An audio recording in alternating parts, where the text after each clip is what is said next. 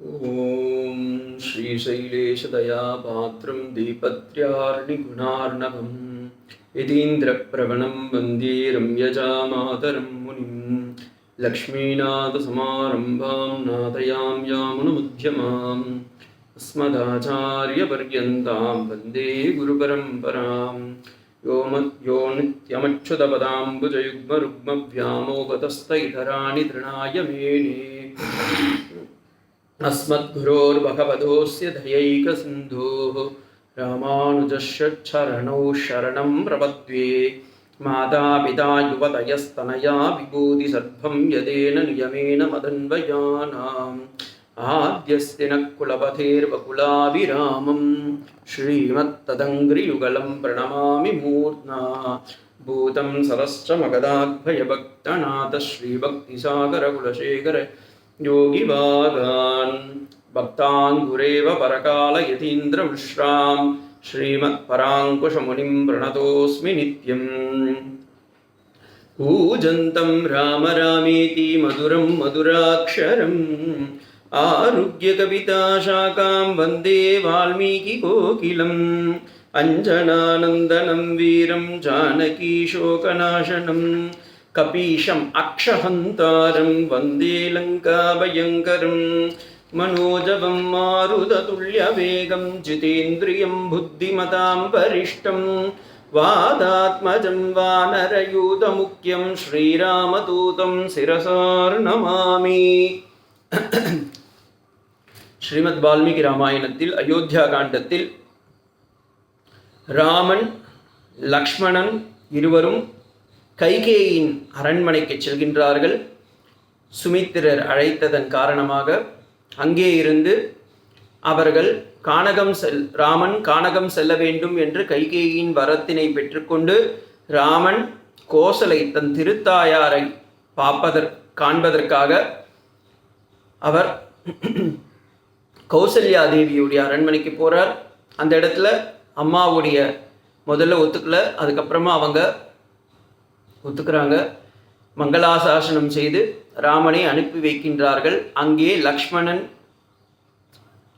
ராமனிடம் சேர்ந்து உரையாடுகின்றார். பிறகு ராமன் சீதையை இடம் விடை பெற வேண்டும் என்று செல்கின்றான். ஆனால் சீதை தன்னையும் அழைத்து செல்ல வேண்டும் என்று கட்டாயப்படுத்துகின்றாள்.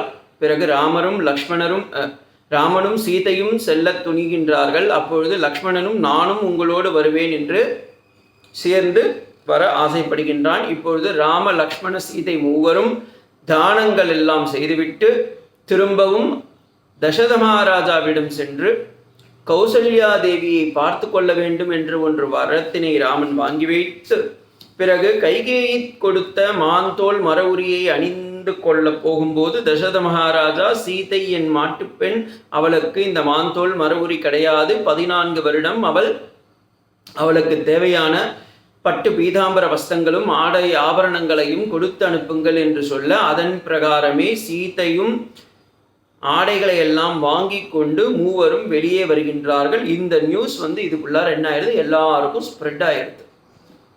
அயோத்தியாவில் இருக்கிற அத்தனை மக்களும் என்ன பண்ணுறாங்க, இப்போ கண்ணீர் ததும்ப எல்லோரும் ராமனை வழிமறிக்கின்றார்கள். எல்லாரும் சொல்கிறாங்க, ராமா நீ அயோத்தியாவை விட்டு போவாதே, அப்போ நாங்களும் உங்கள் கூட வரணும்னு சொல்லிட்டு எல்லா மக்களும் பேக் பண்ணி வச்சுக்கிறாங்க. அவங்க துணிமணிகளை எல்லாம் பேக் பண்ணிட்டு ராமன் கூடயே போகிறாங்க. ராமன் எவ்வளவோ ஆஸ்வாசம் பண்ணுறார்.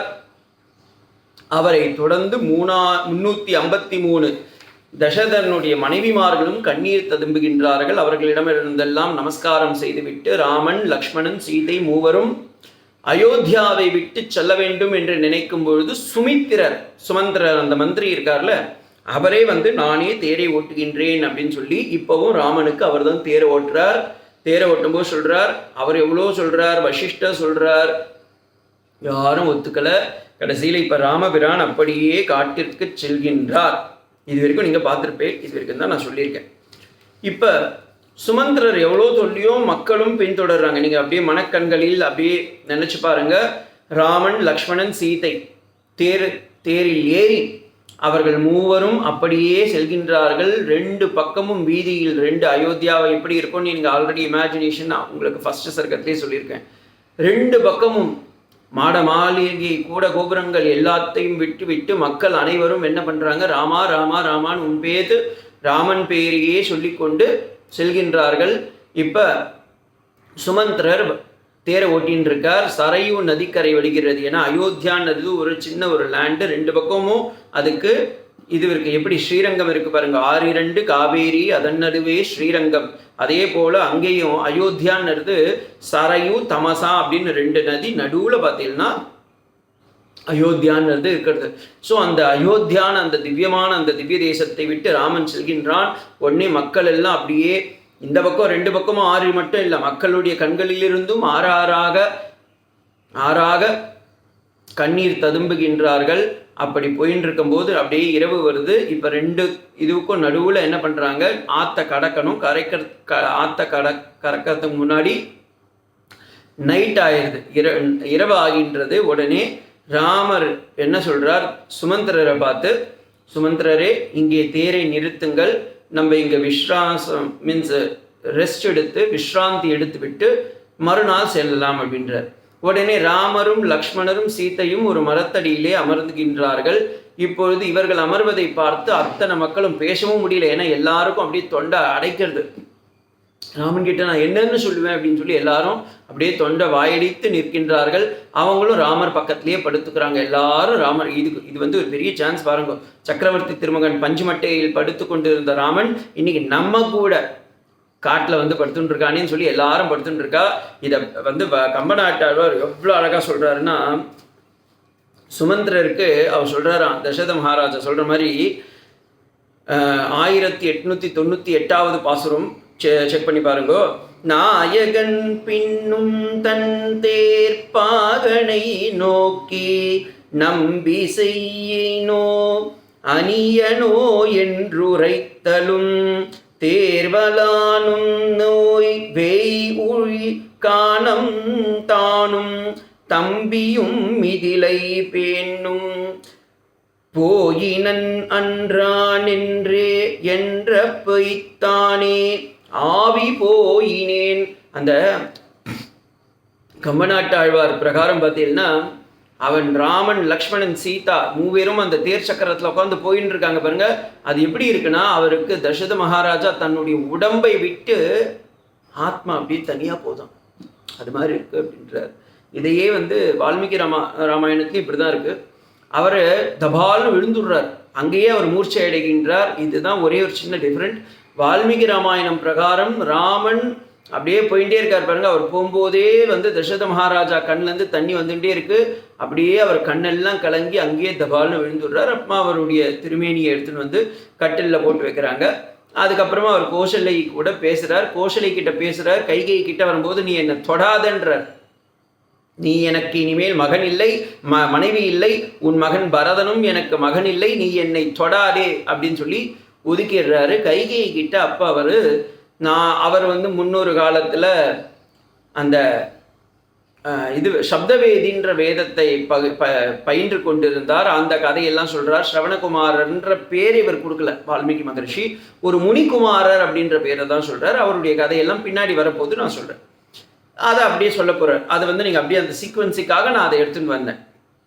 இப்போ இங்கே என்ன பண்ணுறாங்க, நைட் ஆகுது, இரவு பொழுது விடிய போடுது. அதுக்கு முன்னாடி முதல் முகூர்த்தத்தில் ராமன் என்ன பண்ணுறார், சீத்தையும் லக்ஷ்மணனும் எழுந்து தட்டி எழுப்பிடுகின்றார். எழுப்பிட்டு சொல்கிறார், இவர் சுமந்திரரை வந்து நீங்கள் தேரினை வந்து அயோத்தியா போகிற மாதிரி போய் திரும்பவும் வர சொல்லுங்கோ, இல்லைன்னா இவங்கெல்லாம் நம்மளை பின்தொடருவாங்கன்னு சொல்லி மக்களை எல்லாம் அப்படியே தூங்கிட்டு இருக்காங்க. எல்லாம் தமசா நதிக்கரையில் மக்கள் எல்லாம் தூங்கிட்டு இருக்கும்போது சுமந்திரருக்கு ராமர் ஒரு ஆக்ஞை பண்ணுறார், ஒரு இது சொல்கிறார், அறிவிப்பு.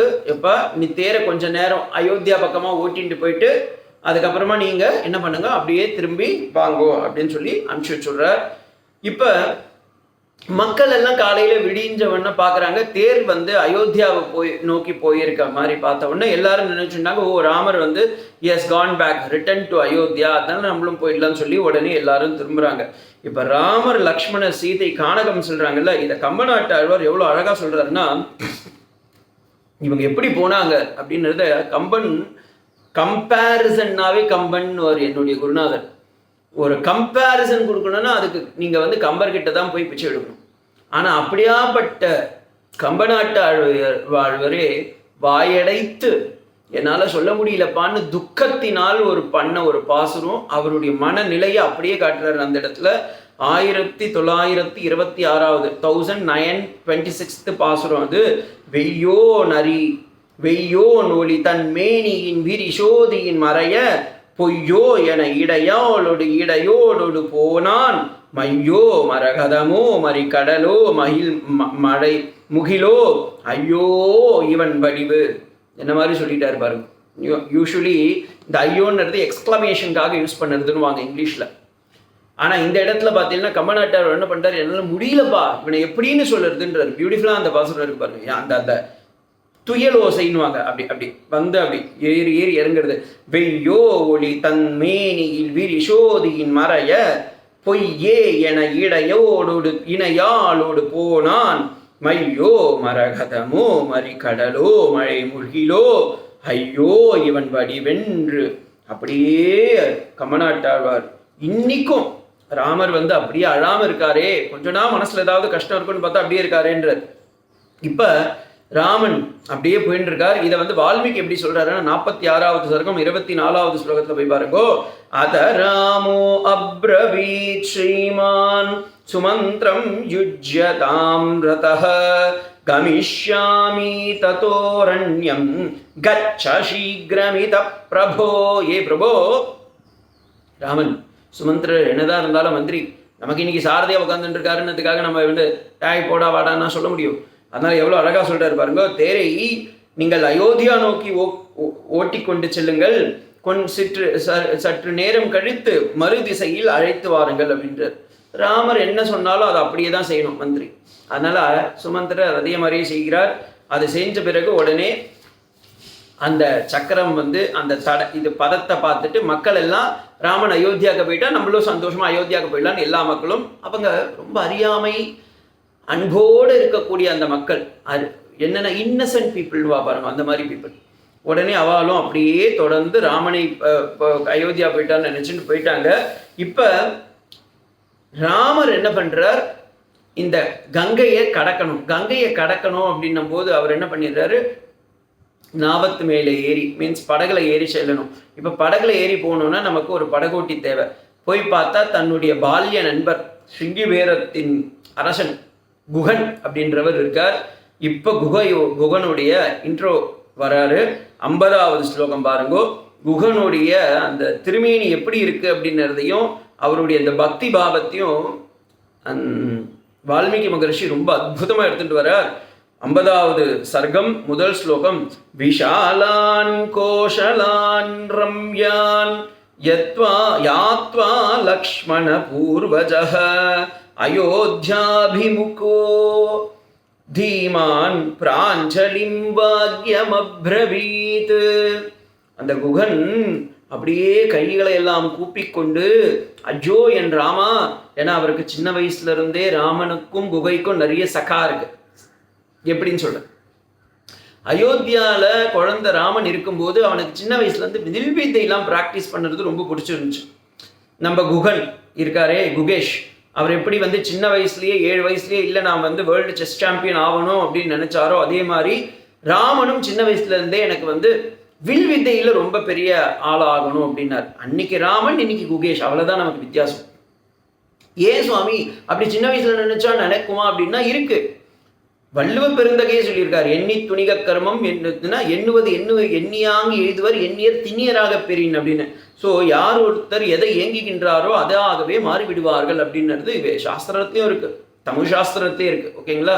அப்ப ராமன் என்ன பண்ணார், சின்ன வயசுல இந்த வில்வித்தை பிராக்டிஸ் பண்ணுறதுக்கு அப்பப்ப நாட்டில் பிராக்டிஸ் பண்ண முடியாது. ஏன்னா ஒரு முறை சின்னதா ஒரு களிமண் உருண்டைய தன்னுடைய வில்லம்புல வச்சு விட்டாரு.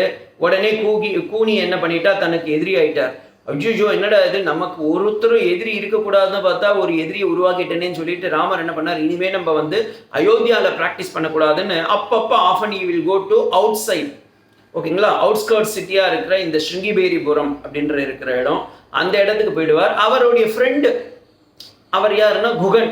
குகன் அப்படின்றவர் இருக்கார். அவரை வந்து பார்ப்பார். வாடான்னு அவர் 2 பேரும் குழந்தைங்க, ஒரே வயசுக்கு ஆளுங்க. உடனே அவர் கூட சேர்ந்து இவரும் 2 பேரும் ஒன்றா சேர்ந்து காட்டில் வேட்டையாட போவாங்க. உடனே இதை நான் சொன்ன உடனே ஒருத்தர் சொன்னேன், சுவாமி ராமர் காட்டுக்கு வேட்டையாடலாமா, அதெல்லாம் தப்பு இல்லை அப்படின்னா. சுவாமி நான் இருக்கிறத தான் சொல்ல முடியும். ஒன்று. ரெண்டாவது, இந்த யூடியூப்ல கேட்குற கேள்விகள்லாம் நல்லா ஒன்று ஞாபகம் வச்சுக்கோங்க. 2 விஷயம். ஒன்று, இருக்கிறத இருக்க மாதிரி தான் என்னால் சொல்ல முடியுமா கண்டி, அதை வந்து திருச்சி சொல்கிறதுக்கு நமக்கு வந்து தயாருக்கா கிடையாது. ரெண்டாவது, அந்த காலத்தில் சக்கரவர்த்திகள் சத்திரியர்கள்லாம் வந்து அன்னைக்கு வேட்டையாடுறதுக்கு லைசன்ஸ் இருந்துச்சு. இன்னைக்கு கூட பாருங்க, நிறைய பேருக்கு லைசன்ஸ் வச்சுட்டு they are going for hunting. Foreign கண்ட்ரீஸில் இருக்கு, what to talk of India. So it is accepted அப்படின்றத நீங்கள் புரிஞ்சுக்கணும். ஓகேங்களா? யதாத்மியமாக இருக்கலாம். யாத்தாத்மியத்தில் இருந்தால் தான் நம்மளால சொல்ல முடியும். இப்போ இந்த குகனுடைய வர்ணனையை கம்பநாட்டாழ்வார் எப்படி காட்டுறார் அப்படின்றது ரொம்ப சுவாரஸ்யமான ஒரு வார்த்தை. 1969th பாசுரம் 1969. ஓகேங்களா? என்ன மாதிரி சொல்றாருன்னா, குகன் எப்படி ராமனிடம் விண்ணப்பிக்கின்றான் என்றால், ராமா உனக்கு இப்படி ஆயிடுத்து அப்படின்னு தெரிஞ்ச உடனே எப்பவுமே குகன் வந்து ராமனை வந்து ஒரு ராஜாங்கத்து பையனா, ராஜா வீட்டு கண்ணுக்குட்டியா தான் பார்த்துருக்காரு. அப்படியே பட்டு பீதாம்பரத்துலையும் ஆடை ஆபரணத்துலையும் அந்த கிரீடம், மகரம், குண்டலம், கர்தீனம், சக்கரம் இதெல்லாம் வச்சுக்கிட்டு தான் இருக்காரு. ஆனா இன்னைக்கு பார்த்தா மாந்தோல் மரபுரியோடு வந்திருக்கார். அதுவும் அவர் மட்டும் வரல, சீதா பிராட்டியும் லக்ஷ்மண சுவாமியும் வந்திருக்காங்க. இதை பார்த்த உடனே குகனுக்கு ஏதோ கஷ்டமாயிடுது. என்னடா அது, என்னைக்குமே வராத ஒரு காஸ்டியூம்ல இன்னைக்கு ராமன் வந்திருக்கானேன்னு சொல்லி கையை உடனே கிட்ட போறார். சுமந்திரர் எல்லா விஷயத்தையும் சொல்றார். சொன்ன உடனே பரதன் இப்படி மாதிரி நாட்டை ஆளணும்னு கைகேயி தேவி வந்து ராமனை வந்து காட்டுக்கு அனுப்பிச்சுட்டார் அப்படின்னு ஒன்று குகனுக்கு அப்படியே மனசு நொந்து நூடுல்ஸ் ஆயிடுறார். உடனே அவர் கைகூப்பி சொல்றார். அந்த ஸ்லோகம் பாருங்கோ. கார்குலாம் நிறைந்தான் கூற காதலன் உணர்ந்தவான் இப்பார் குலாம் செய்ய நின்னை இங்கனம் பார்த்து கண்ணனை ஈர்க்கிலா கல்வேன் யான் இன்னனில் இருக்கை நோக்கி தீர்க்கிலேன் ஆனது ஐயா செய்குவேன் அடிமை என்றான். என்ன மாதிரி சொல்றார் பாருங்க. ஐயா நீங்க என்ன வேணா சொல்லுங்க, நீங்க இங்க தங்குங்க, அங்க உங்களுக்கு அயோத்தியால இல்லைன்னு நினைச்சுக்காதீங்க, இங்குவே எங்க சிங்கிபேரிபுரமே எனக்கு சொந்தமானது தானே. குகன் சொல்றான், என்னுடைய நாடு தானே, இனிமே இது என் நாடு இல்லை, ஊ நாடு. இன்னொன்று, சிங்கிபேரம்னு நினைக்காதீங்க, இதுவே அயோத்தியா நினைச்சுக்கோங்க, சௌக்கியமா இருக்கும். இதுதான் இதுல இருந்து நம்ம என்ன தெரிஞ்சுக்கணும்னா, யாருன்னா ஒருத்தர் வந்து ஒரு இடத்துக்கு வரான்னா முதல்ல அவளுக்கு ஆஸ்வாசம் பண்ணணும். ஐயோ அவன் வந்துட்டானே, ஐயோ நான் என்னதான் உங்களை கூப்பிடவே இல்லையே, இன்னைக்கு நான் பிரேக்ஃபாஸ்ட் நான் வெளியே போறேனே அப்படின்லாம் சொல்லி. யாருன்னா இப்ப கெஸ்ட் வரான்னா அதிதி தேவோ பவான் இருக்கு வேதத்துல. அதுக்கு வேதத்துல பிரமாணமே இருக்கு.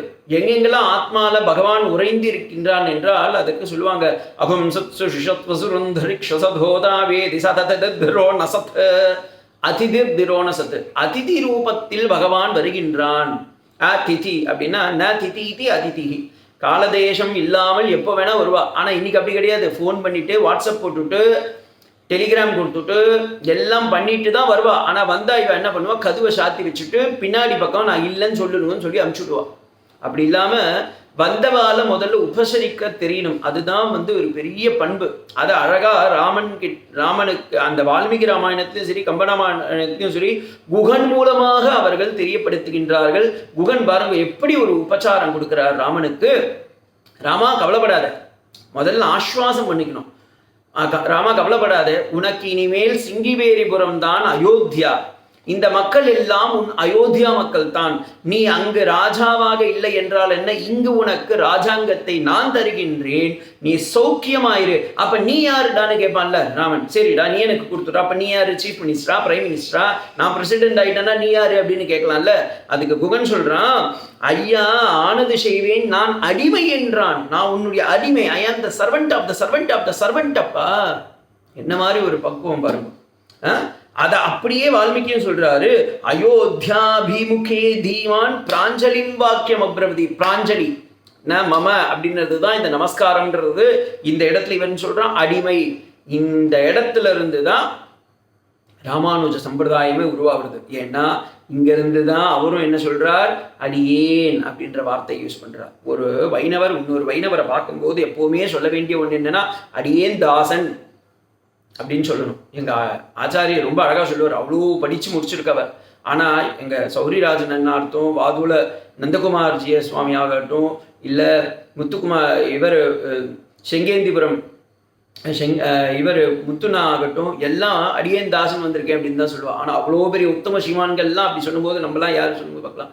ஸோ அப்படியாப்பட்ட அந்த இவ சொல்றா, பட்டான ராமர் ஒத்துக்கலை. அவர் ஒத்துக்கலைன்றதை எப்படி சொல்றாருன்றதை பின்னாடி பார்க்கலாம். இதை வால்மீகி மகரிஷி எப்படி சொல்றாருன்னா, இந்த குகன் யார் அப்படின்றத ஒரு இன்ட்ரோ கொடுக்குறாரு பாருங்க. எங்கன்னா 50வது சர்க்கம் 33வது ஸ்லோகம் போய் பாருங்கோ. தத்ர ராஜா குகோ நாம ராமஸ்யாத்ம சமஸ்ஸகா நிஷாதஜாதோ பலவான் ஸ்தாபதி சேதிஷ் விஸ்ருதஹ. அவன் தலைவன். எதுக்கு தலைவன்? நிஷாதானாம். நிஷாதர்கள்னா காட்டில் இருக்கக்கூடியவர்கள். இந்த காட்டில் இருக்கிற பாருங்க, ட்ரைபல்ஸ்னு நம்ம இன்னைக்கு சொல்றோம். காட்டு இனத்தை சேர்ந்தவன். தத்ர ராஜா, அங்கே காட்டு இனத்திற்கு தலைவனாக இருக்கக்கூடியவன் யார் என்றால் குகன். அவன் யாரு அப்படின்னா ராமஸ்ய ஆத்ம சமஸ்ஸகா. பியூட்டிஃபுல்லான வார்த்தை வால்மீகி மகரிஷி சொல்றார். சமஸ்ஸகா ஆத்மசகா சக ராமஸ்ய ஆத்மசகா. ராமனோடு நெருங்கிய இது ஏன்னா பால்யத்திலிருந்து இருக்கா ரெண்டு பேரும் நண்பர்களா. அதனாலதான் இது அப்படியே தேசிகன் புரிச்சுட்டார் இந்த வார்த்தையை. ஆஹா, ரொம்ப அழகா இருக்கு, இந்த வார்த்தையை நம்ம எடுத்துக்கணும் அப்படின்னு சொல்லிட்டு நிஷானாம் நே தாம் காபி குலபதி காபி ஷபரி அப்படின்ற பியூட்டிஃபுல்லா இந்த வார்த்தையை யூஸ் பண்ணிடுவார். ஸோ இந்த நிஷாதர்கள் அப்படின்னா காட்டில் இருக்கக்கூடியவர்கள். அவன் எப்படியா இருக்கிறவன்னா சஸ்ருத்வா புருஷவ்யாக்ரம் ராம விஷய ஆகதம். அவன் ராமன் கிட்ட கேட்கிறான், என்ன ராமா எதுக்கு வந்திருக்க? இப்படி யூஸ்வலி நீ வேட்டையாட வருவ எனக்கு தெரியும், ஆனா இப்படி மனைவியோடையும் தம்பியோடும் வருவாய் நீ என்று நான் எதிர்பார்க்கவில்லை. ரெண்டாவது, எப்பவுமே நீ வந்தா உன்னுடைய படை வீரர்கள் எல்லாம் வருவாங்க, இன்னைக்கு நீ மட்டும் வந்திருக்க. ரெண்டாவது, மூணாவது, உன்னுடைய காஸ்டியூம்ஸ் எல்லாம் மாறி இருக்கடா, என்னடா காரணம் அப்படின்னு கேட்கிறார். விருத்தோ பரிவிருத்தமாத்மை. எப்பவுமே ரொம்ப அழகா வருவியடா, என்னப்பா இப்படி வந்திருக்கே அப்படின்ற. உடனே ராமன் நோடைய அந்த நிலைமை என்னென்னத உடனே குகன் தெரிஞ்சுக்கிறான். இது சுமந்திரர் சொல்ற மாதிரி இருக்குங்க.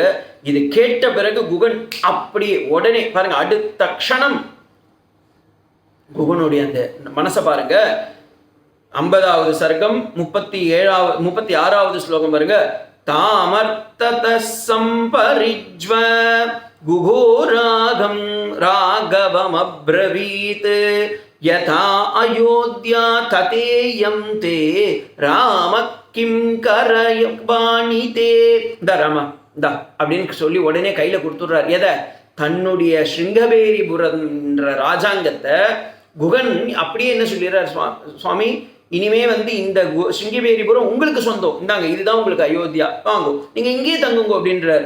உடனே அவர் என்ன பண்றார், ராமனை பார்த்துட்டு நிறைய பலகாரம் பக்ஷணம் எடுத்துட்டு வர்றார். அவர் என்னென்னலாம் எடுத்துட்டு வந்தாருன்னு பியூட்டிஃபுல்லா அந்த சக்கரவர்த்தி திருமகனாச்சே ராமன் அவன் இன்னைக்கு வந்திருக்கான், அதுவும் அவன் மனைவியோடையும் தம்பியோடும் வந்திருக்கான்னா அவனுக்கு என்ன மாதிரி ஒரு விருந்தளிப்பு கொடுக்க வேண்டும், நானோ காட்டுத் தலைவனாயிற்றே அப்படின்னு சொல்லி அவர் 4 விதமான உணவுகளை எடுத்து வந்தாராம். அதை அழகா வால்மீகி மகரிஷி சொல்றார். பக்ஷ்யம் போஜ்யம் ச பேயம் ச லேக்யம் சேதோ உபாஸ்திதம். 39வது ஸ்லோகத்துல சொல்றாரு. 50வது சர்க்கத்துல பக்ஷ்யம் போஜ்யம் ச பேயம் ச லேக்யம் ச. இதெல்லாம் நீங்க பார்த்து கத்துக்கணும். ஒருத்தர் வராருன்னா ஜூஸ் கூட இல்லை, ஒரு கிளாஸ் தண்ணி கூட நீங்க கொடுக்க மாட்டா. அப்படியே ஓகேங்க அவ இல்லை நீங்க போயிட்டு வாங்க, வேணா ஈவினிங் வருவா, இல்லை அப்புறமா நீங்க வேணா ஃபோன் பண்ணி கேட்டுக்கோங்கன்னு சொல்லி அப்படியே அனுப்பிச்சுடுவா. அப்படி இல்லாம குகன் என்ன பண்றார், 4 விதமானது. எங்க ஆச்சாரியர் இது அப்படியே தெளிவா சொல்லுவார். பக்ஷ்யம்னா கடிச்சு சாப்பிட்றது. அவன் காட்டில் இருக்கிறவன். இதுக்கு நிறைய வியாக்கியானம்லாம் இருக்கா, பூஷணத்துலையும் இருக்கு இதுக்கு. பக்ஷணம் அப்படின்னா கடிச்சு சாப்பிட்றது. மீன்ஸ் அவர் காட்டில் இருக்கிறதுனால எலும்பு சதை கறி இதெல்லாம் எடுத்துன்னு வந்திருப்பான். சுவாமி உடனே ராமன் கறி சாப்பிட்டான, அவன் சக்கரவர்த்தி, அவன் சத்திரியன், அவன் சாப்பிட்றதுக்கு லைசன்ஸ் இருக்கு, சாப்பிட்டான், உங்களுக்கு என்ன ரெண்டாவது இந்த இடத்துல பின்னாடி ஃபுல்லாக கேட்டு பாருங்க, அப்புறமா தான் உங்களுக்கு அதுக்கு பதில் தெரியும். ஓகேவா? கடித்து சாப்பிடுவது. நம்ம கூட முறுக்கெல்லாம் இருக்குல்ல, முறுக்கெல்லாம் கடிச்சு தானே சாப்பிடுவோம். சொல்லு இது போஜ்யம். போஜ்யம்னா அன்னம். தத்யோன்னோ இதுவெல்லாம் இருக்கு பாருங்க, புளியோதரை, இது மாதிரிலாம் சாப்பிட்றது. எடுத்து சாப்பிட்டு கொஞ்சமாக, ரொம்ப கடிச்சுலாம் பண்ண தேவையில்லை. இப்போ முறுக்குன்னா நல்லா கடிக்கணும். ஆனால் சாதமாக கொடுக்கும்போது, புளியோதரையோ இல்லை தை சாதமெல்லாம் கொடுக்கும்போது காய்ச்சி கொஞ்சம் சூ பண்ணி அப்படியே முழுங்கிக்கலாம். அதுக்கு போஜ்யம்னு பேர். பேயம் அப்படின்னா குடிக்கிற ஐட்டம். ஜூஸ், வில்வம் ஜூஸ், அத்தி juice, orange juice, Kamala juice, pineapple juice, இது மாதிரி ஜூஸ், லெமன் ஜூஸ் இதெல்லாம் எடுத்துன்னு வந்திருக்கா. லேகியம். லேகியம்ன்றது நக்கி சாப்பிட்றது. அதாவது பாயசம், ரவா பாயசம், பால் பாயசம், சேமியா பாயசம், இதெல்லாம் பார்த்தீங்கன்னா நீங்கள் அப்படியே குடிக்க முடியாது. இல்லை சில ஆற்றுல அது அடியனுக்கு தெரியாது. ஏன்னா நான் நிறைய இடத்துக்கு சாப்பிட போகும்போது ஒரு மாமி கொடுத்தா, சுவாமி நீங்கள் எனக்கு இது இதுன்னு இலையிலேயே விட்டுருங்கோ அப்படின்னு. அவன் சொன்னா, இல்லை சுவாமி அது இட்லி மாதிரி வந்துடுது. இட்லி மாதிரி வந்துடுது, கத்தியும் கொடுக்குறேன், கட் பண்ணி சாப்பிடுக்கணும்னா. அப்படி இருந்தால் அது பேர் பாயசமே கிடையாது. ஓகேங்களா? அம்பாளுக்கு லலிதா சஹஸ்ரநாமத்துல ஒரு வார்த்தை இருக்கு, பாயசான்ன பிரியாத்வஸ்தா பசுலோக பயங்கரி. அப்படி ஸ்னிக்தத்துவத்தோடு இருக்கணும். அந்த பாயசம், ஒரு கிளாஸ் பாயசம்னா அரை கிளாஸ் நெய் இருக்கணும். முந்திரி, பாதாம், பிஸ்தா இதெல்லாம் அப்படி ஊறி கடந்தா அது மேலே எடுத்து அப்படி இலையில விட்டா அப்படி எடுத்து தமிழர்கள்லாம் அப்படி நக்கி சாப்பிடுவா. அப்புறமா கையும் ஊற்றிப்பா. இந்த கேரளாவில் இருக்கவாலாம் கையில் ஊற்றி அப்படி நக்கி சாப்பிடுவா. ஸோ நக்கி சாப்பிட்டா அதுக்கு பேர் லேகியம். குடிச்சு சாப்பிட்டா அதுக்கு பேர் பேயம். சாதமாக இருந்தால் அதற்கு பேர் போஜ்யம். கடித்து சாப்பிட்டால் அதற்கு பக்ஷ்யம். இப்படி 4 விதமான பதார்த்தங்களையும் எடுத்துக்கொண்டு வந்திருக்கின்றான். ஆனால் இதெல்லாம் ராமர் சாப்பிட்டாரா? அதுதான் அங்கே முக்கியம். ராமர் என்ன பண்ணாரா? குகனை பார்த்து அப்படி கட்டி பிடிச்சுட்டாராம். பிடிச்சுட்டு சொல்றார், குகா உன்னை ரொம்ப நாள் கழிச்சு பார்க்குறேன்டா, ரொம்ப சந்தோஷமா இருக்கு. உன்னை பார்த்ததே எனக்கு ரொம்ப சந்தோஷம். எனக்கு மனசு வேற சரியில்லை. நீ என்னை பார்க்கணும்னு அங்கேருந்து கைகூப்பிண்டு ஓடி வந்த பாருடா. அந்த ஒவ்வொரு அடியும் எனக்கு நீ செய்த ஒரு அர்ச்சனையாக கருதுகின்றேன். உன்னுடைய ஆத்ம நிவேதினத்தை எனக்கு இப்படி சரணாகதி மாதிரி எடுத்துட்டு வந்து பாயசம், போஜ்யம், பேயம், லேக்கியம், பக்ஷ்யம்னு எடுத்துட்டு வந்து கொடுத்தியே, அத்தனையும் நான் மனதார ஏற்றுக்கொள்கின்றேனடா அப்படின்னு சொல்லி ராமன் சொல்றான். ஆனா எனக்கு வெறும் கங்கையுடைய தண்ணி போதுண்டான்னு சொல்லி அன்று இரவு வெறும் கங்கை தண்ணியை பருகி விட்டு படுத்துக்கலான்னு போறான். அப்ப குகன் சொல்றான், இதெல்லாம் நான் கஷ்டப்பட்டு செஞ்சு எடுத்துன்னு வந்திருக்கேனேடா, சாப்பிட்றோம் அப்படின்னோடனே, சரி என்னுடைய தந்தையோடைய குதிரைகள்லாம் அதுங்க சந்தோஷமா இருந்தாவே என் தந்தைக்கு ரொம்ப சந்தோஷமா இருப்பார். ஏன்னா அவர் தசரதன், 10 திக்கிலையும் தயாரை ஓட்டக்கூடியவன். அவருடைய குதிரைகள் எல்லாம் ரொம்ப நேரம் டிராவல்ஸ் பண்ணி வந்திருக்கு, ஓடி வந்திருக்கு. அதனால அதுங்களுக்கு இதெல்லாம் கொஞ்சம் கொடுத்துரு. அதுங்க அப்புறமா சீதா பிராட்டி, லக்ஷ்மணன் எல்லாம் சாப்பிடட்டும். எனக்கு வெறும் கங்கை தண்ணி போதுண்டான்னு சொல்லி வெறும் கங்கை, அதுக்கு தான் சொன்னேன். நம்மளால யதாத்மியமா என்ன முடியுதோ அதை எடுத்துன்னு கொடுத்துட்டோம். அவளுக்கு அது பிடிச்சுதான் சாப்பிட்டாதான் இப்ப ராமன் சாப்பிடுவானா ஐயான்ற அந்த கொஸ்டினே வரும். ராமன் சாப்பிடலன்னு வந்துருத்தே, அப்புறமா என்ன? அந்த ஸ்லோகத்தை பாருங்கோ. ராமன் சொல்றான், அர்ச்சிதாஸ்சைவ ரிஷ்டாஸ்ச பவதா சர்வதா வயம் பத்யாம் ஆகமமாச்சைவ ஸ்நேக சந்தர்ஷனேன ச. நீ எனக்கு அடிமேல் அடி வச்சு ஓடி வந்தியே ராமா ராமான்னு, அதுவே எனக்கு நீ செய்த அர்ச்சனையாக நான் ஏற்றுக்கொள்கின்றேன். நீ காட்டுனியே பகவானுக்கு. இன்னைக்கும் நம்ம கோவில் அப்படித்தானே பண்றோம், கண்டருளச் செய்தல் அப்படின்வா. அப்படின்னா என்னன்னா, பகவான் கிட்ட எடுத்துன்னு போயிட்டு அந்த பிரசாதத்தை அப்படி எடுத்துன்னு சுவாமி நீங்க ஸ்வீகாரம் பண்ணிக்கோங்க அப்படின்னா, சுவாமி உடனே அதை எடுத்து 2 மோதகத்தை எடுத்து வாயிலெல்லாம் கொடுக்க மாட்டார். ஆனா அவர் கண்டருளச் செய்வார். பகவான் தன்னுடைய திவ்யமான அப்ராக்கிருத திவ்யமங்கல திருவேணியிலிருந்து அதை பார்த்து ஆசீர்வாதம் பண்ணுவார். அதனாலதான் அது சாதமா இருக்கிறது என்ன ஆயிருது, பிரசாதமா மாறி போயிடுது. ஓகேங்களா? அப்படி பகவான் ராமனும் இங்கே நீ எடுத்துன்னு வந்தது எனக்கு ரொம்ப சந்தோஷம், ஆனா நான் அதை கண்டருளச் செய்கின்றேன் அப்படின்னு சொல்லி கண்ணால பார்த்து ஸ்வீகாரம் பண்ணிட்டு, அதுக்கப்புறமா அவர் என்ன சொல்றார், அபிதே குஷலம் ராஷ்ட்ரே மித்ரேஷு தனேஷு ச யதே பவதா கிஞ்சித் பிரீத்யா சமுபகல்பிதம் அப்படின்னு ரொம்ப ஈஸியா அவர் என்ன பண்றார், குகனை நன்னா ஆற தழுவிக்கிறார். ஆஸ்வாசானாம் பிரதிபானம் ச காதனம் சைவ சோன்வசாத். அவனுக்கு கால் வலிக்கிறது. ராமன் அப்படியே உட்காந்துடுறான், ஒரு மரத்தடியில அப்படியே அமர்ந்திருக்கான். அப்ப அந்த மனத்துக்கினியானான லக்ஷ்மணன் ராமனுடைய காலை பிடிச்சு விட்டு இருக்கான். அப்ப தஸ்ய பூமௌ யசானஸ்ய பாதௌ பிரக்ஷாலய லக்ஷ்மணஹ. அப்படியே அந்த ராமருடைய திருவடிகளை லக்ஷ்மணன் அப்படியே பிடிச்சுட்டு அப்படியே நீங்க மனசுல அப்படியே நினைச்சு பாருங்க, அது எவ்வளோ அழகான ஒரு இது. லக்ஷ்மணன் அப்படியே ராமனுக்கு பாத பிரக்ஷாலம் செஞ்சுட்டு அப்படியே சொல்றாராம், கவலைப்படாதப்பா, நீ நன்னா உறங்குன்னு. இப்ப ராமர் அங்க இருக்கிற கங்கை தீர்த்தத்தை பருகிவிட்டு ஒரு ஆலமரத்து அடியே குகன் கொடுத்த தர்பை ஆசனத்தை விரித்து அங்கே ராமனும் சீதையும் படுக்கிறாங்க. பாருங்க, இது எவ்வளவு பெரிய இது. ராமரும் சீதையும் அங்கே உறங்க படுக்க அப்படியே தூங்கிறதுக்கு ரெடி ஆயிடுறாங்க துகிலேழ. இப்ப ராமரும் சீதையும் துகிலேழ அந்த மரத்தை என்ன பண்றாரு, லக்ஷ்மண சுவாமி சுத்தி சுத்தி சுத்தி சுத்தி வந்துட்டு இருக்காராம். இதை பார்த்த உடனே குகனுக்கு ஏதோ ஒரு டவுட் வந்துடுது. பாருங்க, இதை நீங்க தப்பா நினைக்க கூடாது. குகனுடைய அந்த பாசம் எவ்வளவு அழகான அந்த நட்பு, ஃப்ரெண்ட்ஷிப், முழுகாத ஷிப்பே ஃப்ரெண்ட்ஷிப் தான்றாலே அது இன்னைக்கு நீங்க சொல்றீங்க, ஆனா அன்னைக்கே குகன் பண்ணி வச்சிருக்கான். லக்ஷ்மணன் இப்படி ராமனை சுத்தி சுத்தி வர்றத பார்க்கிறார். ராமரும் சீதையும் அந்த ஆலமரத்து விருட்சத்தின் அடியே தூங்குகின்றார்கள். அவர்களை லக்ஷ்மண சுவாமி வில்ல கையில வச்சுட்டு AK-47 அப்படியே சுத்தி சுத்தி வந்துட்டு இருக்கார். குகன் ஒரு தொலைவுல பார்த்துட்டு, ஒருவேளை நாட்டை பரதன் பிடுங்கிட்டான், இங்க ராமனுடைய பிராணனை லக்ஷ்மணன் பிடுங்கிடுவானோ அப்படின்ற அந்த பாசம் மிகுதியில லக்ஷ்மணனை குகன் டவுட் பண்ணி குகன் தூங்க மாட்டான். குகன் என்ன பண்றான், லக்ஷ்மணனை சுத்தி சுத்தி வந்துட்டு இருக்கான். இது எப்படி இருக்கு பாருங்கோ. சூரியன் பரமாத்மா ராமன், அவனிடத்தில் சந்திரகலாவாக இருக்கக்கூடிய பிராட்டியானவள் சீதை இருவரும் இருக்கின்றார்கள். இவர்களை சுத்தி லக்ஷ்மண சுவாமி வந்துட்டு இருக்கார். யாரு? லக்ஷ்மணன் தான் நம்ம ஆதிசேஷன். அவர் அப்படியே பூமி பிராட்டியை தூக்கி கொண்டு அப்படியே உலாவின் இருக்கார். இவர்களை பார்த்து இந்த இவெல்லாம் இருக்கல, மற்ற கோள்லாம் இருக்கு பாருங்க, ராகு கிரஸ்தம் அதெல்லாம், அவெல்லாம் எப்படி சுத்தி வருவாளோ அதே போல ராமன் சீதையோடு இருக்கின்றான். லக்ஷ்மணன் அவனை சுத்தி சுத்தி காப்பாத்தின்னு இருக்கான். லக்ஷ்மணனை குகன் சுத்தி சுத்தி வரான்.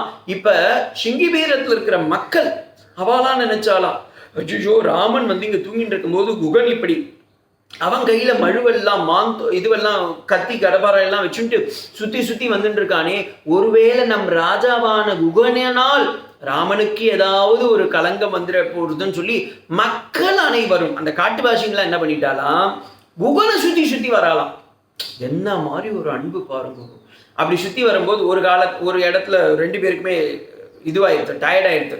அப்ப குகன் போய் லக்ஷ்மணன் கிட்ட போய் கேட்டான், லக்ஷ்மணா, எனக்கு காலெல்லாம் வலிக்கிறதுடா, நீ போய் தூங்குடா, நீ ஏன்டா தூங்க மாட்டேற, நீ தூங்காததுனால எனக்கு பயமா இருக்குடா, ராமருக்கு ஏதாவது ஆயிட போகுதுன்னு போய் தூங்கு அப்படின்னும் போது லக்ஷ்மணன் சொன்னானா, ஐயோ குகா, நீ இப்படி என்ன தப்பா புரிஞ்சுட்டியே, என்னால எப்படா தூங்க முடியும், இது வரைக்கும் அயோத்தியாவுடைய சக்கரவர்த்தி, இன்னைக்கு நான் சக்கரவர்த்தி, பட்டு பீதாம்பரத்தில் தூங்க வேண்டிய ராமன், அயோத்தியாவுடைய தங்க கட்டிலில் தூங்க வேண்டிய ராமன் இன்று ஆலமரத்தின் அடியே ஒரு தர்பாசனத்துல படுத்துட்டு இருக்கானே, இவனை பார்க்கிறேன். ஜனகபுரி, அந்த ஜனகனுடைய திருமகளான அந்த ஜானகி முதல் முறையாக ஒரு புல் தரையில போய் படுத்துட்டு இருக்காளே, இவா ரெண்டு பேரையும் பார்த்த பிறகு என் மனசு எப்படா தூங்கும் அப்படின்னு சொல்லி லக்ஷ்மணன் அழுகுறான். உடனே குகன் போய் லக்ஷ்மணன் அப்படியே ஆற தழுவி கொள்கிறார்.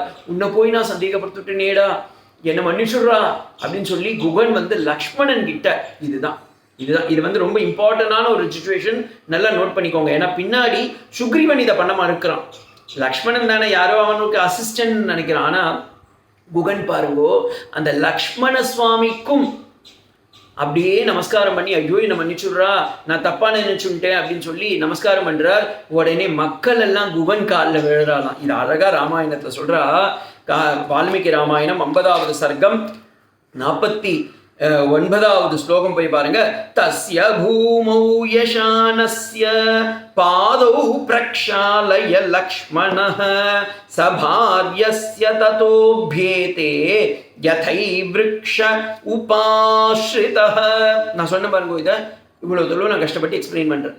வால்மீகி மகரிஷி 2 ஸ்லோகம் அனுஷ்டுப் சந்தஸ்ல அழகா சொல்லிவிட்டார்.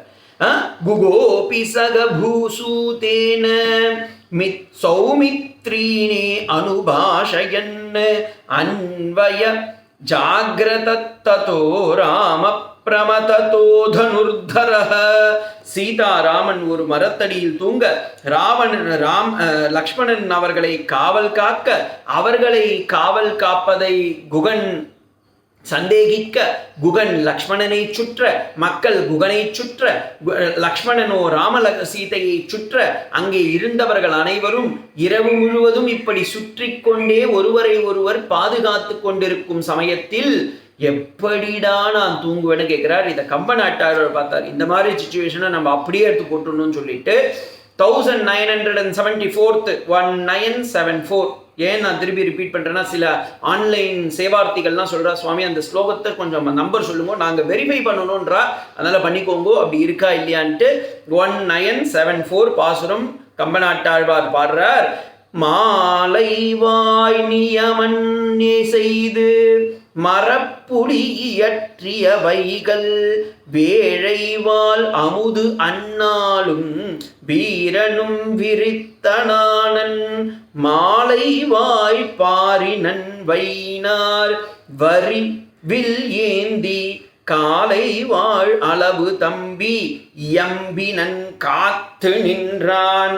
உடனே லக்ஷ்மணன் அந்த வில்லை கையில் எடுத்துக்கொண்டு என் ராமனை நான் காப்பேன் அப்படின்னு சொல்லி போய் தூங்குறான். இது ராமாயணத்துல இருக்கு. அத்தியாத்ம ராமாயணத்துல ஒரு சின்ன ஒரு சுவாரஸ்யமும் நடக்கிறது. அப்பதான் தூக்கம் நித்ராதேவின்றவர் லக்ஷ்மணன் சுவாமியை போய் கேட்கிறார், எப்ப எல்லாரும் தூங்குறாளே நீ ஏன்பா தூங்க மாட்டேன், நானும் உன்னை போய் தூங்கணுமே அப்படின்னு சொல்லி நித்ராதேவியான அந்த மூதேவி, அவ பூதேவி, அவ மூதேவியை நம்ம தமிழ்நாட்டில் மாத்திட்டோம், அவ போய் லக்ஷ்மணன் கிட்ட கேட்கிறாரா. அப்ப லக்ஷ்மணன் ஒரு சபதம் கொடுக்கிறார். இந்த 14 வருடங்கள் டே அண்ட் நைட்டு நான் தூங்க மாட்டேன், ஏ நிஷாதேவி என்னை நீ தீண்டக்கடவாய் அப்படின்னா என்னை தீண்டக்கூடாது அப்படின்னு சொல்லிடுறார். உடனே அவ சொல்றா, இல்லம்மா நான் மனுஷங்க எல்லாருக்கும் போய் நான் தூக்கத்தை கொடுக்கணுமே அப்படின்னும் போது லக்ஷ்மணன் சொல்றார், அப்படி உனக்கு தூக்கத்தை கொடுக்கணும்னு ஆசை இருந்ததுன்னா எனக்கு கொடுக்காதே, என்னுடைய மனைவிக்கு கொடுத்து விட, அயோத்தியாவில் இருக்கின்றாள் அப்படின்னு சொல்லி அனுப்பிச்சு வச்சுட்டாதா ஒரு இது இருக்கு. அது அத்தியாத்ம ராமாயணத்துல இருக்கு. இங்க நம்ம வால்மீகி ராமாயணம் பிரகாரம் இதுக்கு மேல் என்ன நடக்கிறதுன்றதை பார்க்கலாம். ஸ்ரீராம ராம ராமேதி ரவி ராமே மனோரமே சஹஸ்ரநாம தத்துல்யம் ஏக ராமநாம வரானே. அடியே